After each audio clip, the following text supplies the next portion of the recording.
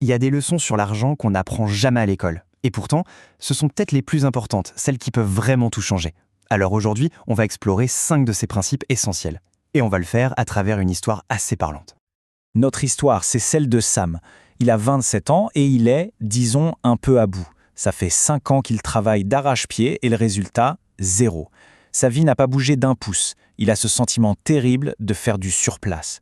Une situation que, je pense, beaucoup de monde peut comprendre. Et c'est là, perdu dans ses pensées, que Sam se pose la question qui tue. Est-ce qu'il existe vraiment une porte de sortie? Un vrai chemin pour s'extraire de la galère et atteindre une forme de richesse? C'est cette quête de réponse qui va être le point de départ de tout. Alors, voilà le parcours qu'on va suivre avec lui. D'abord, sa recherche de réponses. Ensuite, on va décortiquer les 5 fameux principes. Les fondations de la richesse, comment bâtir ses défenses, l'investissement ultime en soi-même, le passage de l'actif au passif et pour finir, la leçon finale. Allez, c'est parti, première section, la recherche de réponses. Et tout commence par une rencontre qui va absolument tout changer.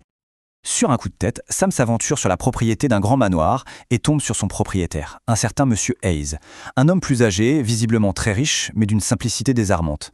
Sam, un peu penaud, prend son courage à 2 mains et lui pose la question qui le hante. Comment une personne comme moi pourrait devenir riche? Et là, Monsieur Hayes, intrigué, accepte de lui livrer ses 5 grands principes. On enchaîne. Deuxième partie, les fondations de la richesse. Et voici le tout premier principe. Et attention, c'est le plus important. C'est la pierre angulaire de tout le système, la maîtrise de ses flux financiers. La règle est d'une simplicité biblique, mais elle est non négociable. Il faut dépenser moins que ce qu'on gagne. Point. Si cette discipline de base n'est pas là, on peut oublier tout le reste. C'est vraiment la première marche de l'escalier sans laquelle on ne peut pas monter plus haut. Et pour que ce soit bien concret, regardez ces chiffres.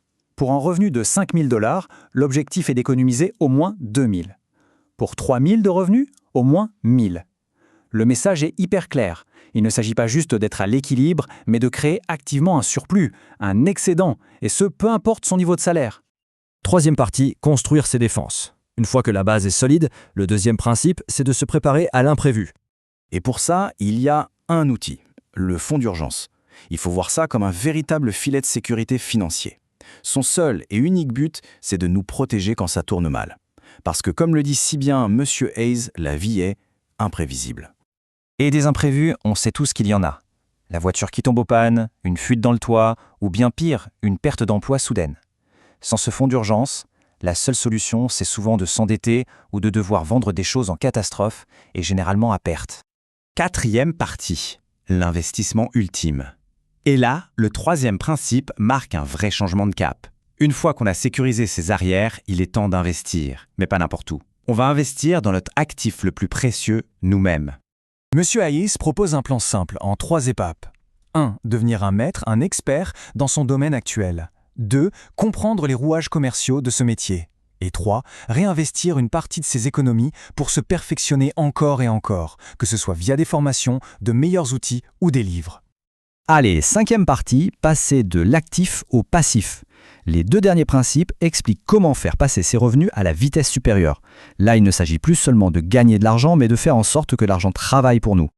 Le 4e principe est une petite révolution mentale. Arrêter d'être payé à l'heure pour être payé au résultat. En développant ses compétences, on peut, par exemple, créer sa propre entreprise. Et à ce moment-là, le revenu n'est plus limité par le temps, mais par la valeur qu'on arrive à créer. Ce qui nous amène logiquement au 5e principe, la transition du revenu actif vers le revenu passif. Revenu actif, on échange son temps contre un salaire. Revenu passif, c'est l'argent lui-même qui génère de l'argent. Et le point crucial, c'est que le revenu passif n'a pas besoin de notre présence constante pour tomber.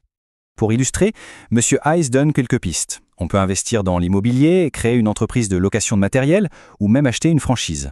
Bien sûr, les options sont multiples, mais chacune demande une réflexion sérieuse. On arrive au bout de cette histoire. 6e et dernière partie, la leçon finale. Pour Sam, c'est clairement le début d'une toute nouvelle trajectoire. Les propres mots de Sam résument sa transformation. Il a enfin compris qu'il y a une vraie stratégie. Il ne s'agit plus de travailler dur et de croiser les doigts. La richesse, ce n'est pas une question de chance, c'est une question de méthode. Au final, ces 5 principes forment un plan d'action complet, de la gestion du quotidien à la création de revenus automatiques. Chaque étape repose sur la précédente. La question qui se pose maintenant est donc assez simple, par quel principe commencer ?